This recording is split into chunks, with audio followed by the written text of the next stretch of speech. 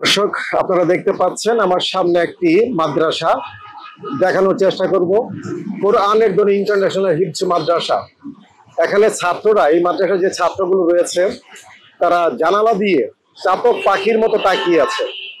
এই ধরনের ছোট ছোট বিল্ডিং এর মধ্যে দুই একটা ফ্লোর ভাড়া নিয়ে মাদ্রাসা পরিচালনার নামে যে ব্যবসা করে যাচ্ছেন, এই কোমলমতি শিশুদের এইভাবে বন্দি করে রেখে মনে হয় যে কারাগারে বন্দি অবস্থায় যেভাবে বাচ্চারা তাকিয়ে থাকে, মানুষ তাকিয়ে থাকে বাইরে, প্রিজন ব্যান দিয়ে আসামি নিয়ে যাওয়ার সময় যেভাবে আমরা দেখতে পাই।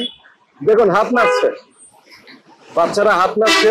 প্রিজন ব্যান দিয়ে যেভাবে আসামিদেরকে নিয়ে যেতে আমরা দেখি, ঠিক এভাবে মাদ্রাসার ভেতর থেকে বাহিরের পরিবেশ দেখার জন্য এরা চাতক পাখির মতো তাকিয়ে রয়েছে এই কোমলমতি শিশুরা।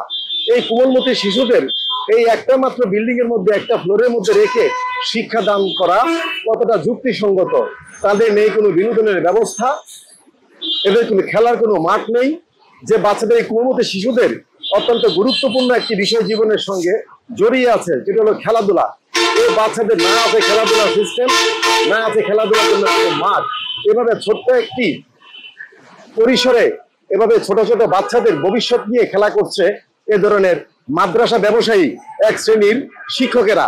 এরা বিভিন্ন মসজিদের ইমামতি করে, বিভিন্ন মসজিদে গিয়ে নামাজ পড়ায়, এক মাদ্রাসায় চাকরি করে, ওই মাদ্রাসা থেকে চাকরি চলে গেলে নিজে আবার মাদ্রাসা খুলে বসে।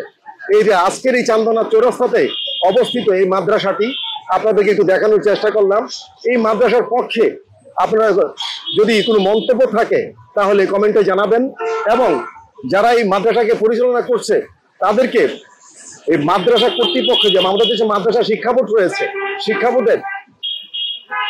বোর্ডের একটি অনুসন্ধান করা উচিত এই ধরনের মাদ্রাসা আসলে কিভাবে চলতে পারে আমাদের দেশে, বাচ্চা কাচ্চাদের ভবিষ্যৎ নিয়ে, ছোট ছোট বাচ্চাদের ভবিষ্যৎ নিয়ে খেলা করতে পারে।